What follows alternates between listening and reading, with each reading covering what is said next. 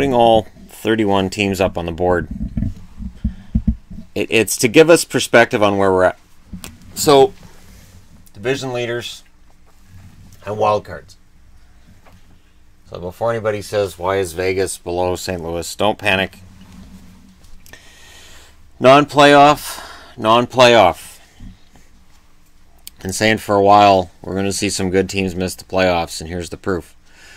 Tampa looked home and cooled for a long time as first place in their division. They're 5-4-1 in their last 10. They got 65 points. But Boston at 60 points now, 44 games, so they got a game in hand. They're 5 points back.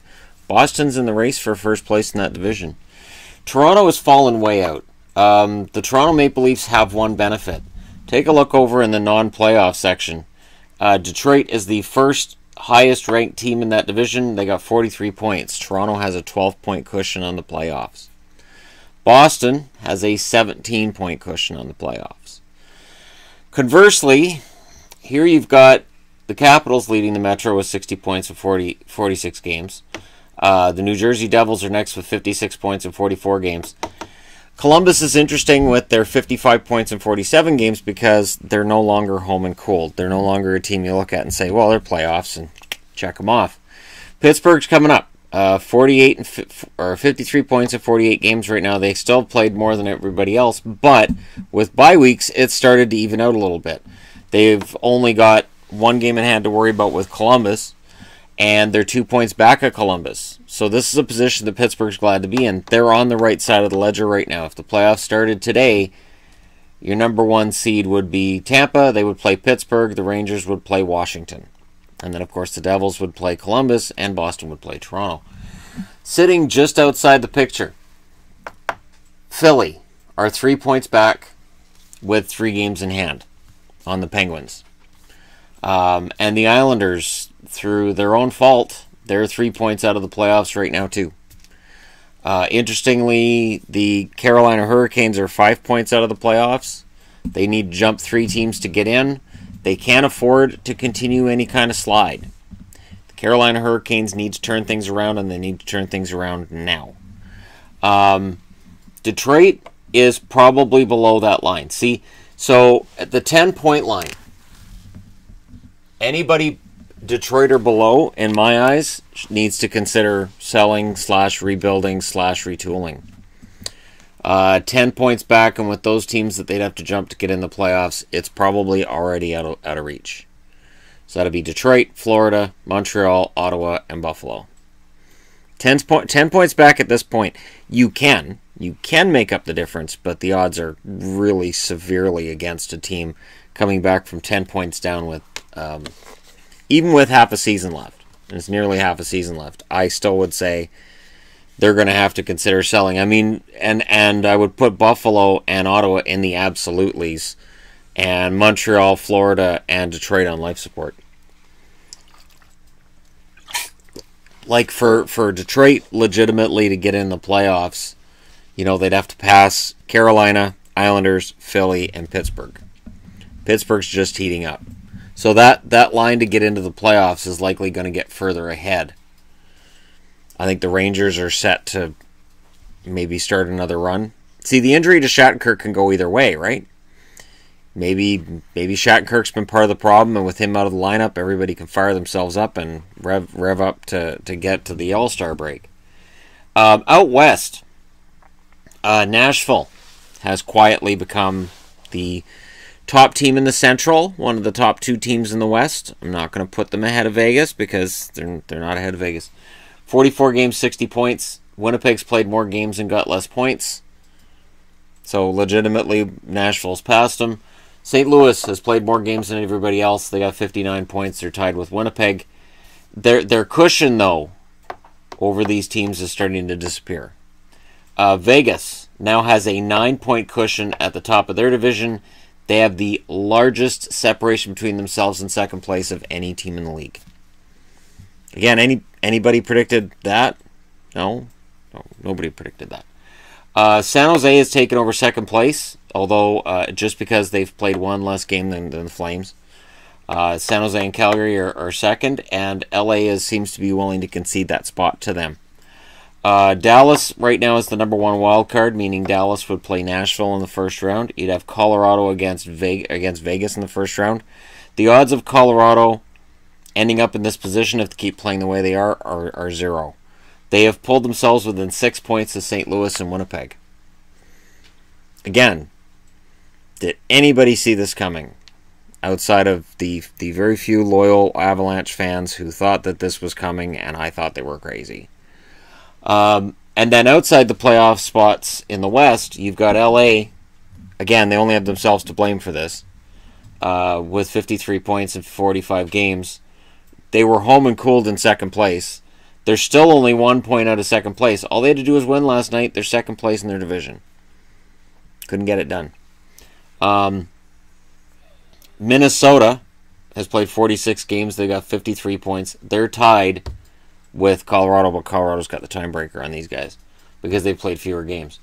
51 points, so 2 points out of the playoffs is Anaheim. 3 points out of the playoffs are the Blackhawks. And then below that, we're into that 10-point line. So out west, there's far fewer teams that are beneath it. In the east, you got 5, and in the west, you got 3. You got Edmonton, Vancouver, and Arizona. And Vancouver and Arizona are deeply into whatever plan they have for a retool/rebuild. The Canucks 11 points out of the playoffs. Arizona, well, they're further than that. I'll just go ahead and there we go. And the Oilers, are they out? Probably, but can management afford to admit they're out? Not really.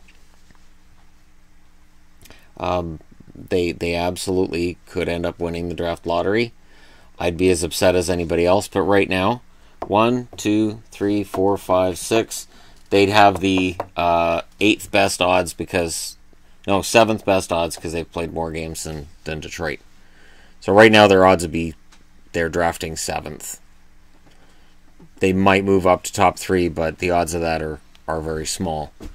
So that's a good thing, right? They'd only be drafting 7th in a pretty deep, talented draft. It really isn't going to matter. People aren't going to be happy either way. I honestly think that of the teams that are sitting right now outside the playoff spots, the most dangerous to get in, the Islanders can get hot, but again, Garth Snow's let this goaltending/defense problem get to this point. They got 35 games left. They're outside the playoffs. They've got, what, a dozen games till the trade deadline? And out west, LA is in much the similar situation. LA started off like gangbusters. They looked fantastic, and now they're running on fumes, and they're running out of time. They're running out of time to get it together because Anaheim is going to get it together. Calgary's on a great winning streak. San Jose's played well enough. They're playing nice and even hockey, and Vegas is Vegas for Vegas reasons. The standings, are they in stone? No. Who's the most... If I had to pick the one that's most in danger to fall out of the playoffs that's in a playoff spot, in the East, I would go with Columbus and the Rangers. Probably equally. And then the ones on the right side of the ledger that I think would be most likely to go on a run and get in would be Philly, and I'll go with Carolina. Because I still think there's a run in there. Now, they have to do it without Aho. They have to do it without Sebastian Aho for a large period of time here, but I do think Carolina's capable. On the western side of the ledger, who's most likely to fall out? Colorado's making a lot of hay right now. I do wonder if they're gassing themselves early. I do. That's one thing that I wonder about. And Dallas's defense and goaltending, I enjoy them greatly, but there's still a part of me that worries. And it's just the Dallas fan in me. Because on the right side of the ledger, I still think any team with 50 points or higher could absolutely get into the playoffs. And I don't even want to handicap it. Probably, if I had to pick two that are most likely, I would say Anaheim and Minnesota are the most likely to go on a run. I don't see Chicago, and LA just doesn't seem to have the pushback for it. I mean, even if LA were to win their next game and pull themselves into a playoff spot, I'm still not necessarily believing it. It has been a pretty steady fall for LA, and I don't know that it's over yet.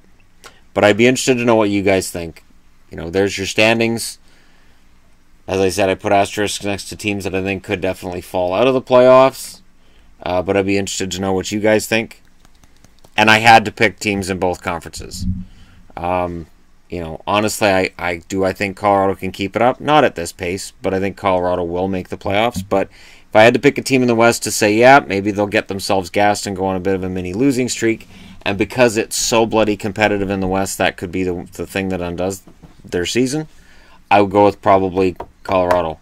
But they are playing some of the best hockey in the NHL right now. There's no doubting that. It's been an 8-game winning streak. It's been fun. And who knows how far it could go. It could go quite a ways.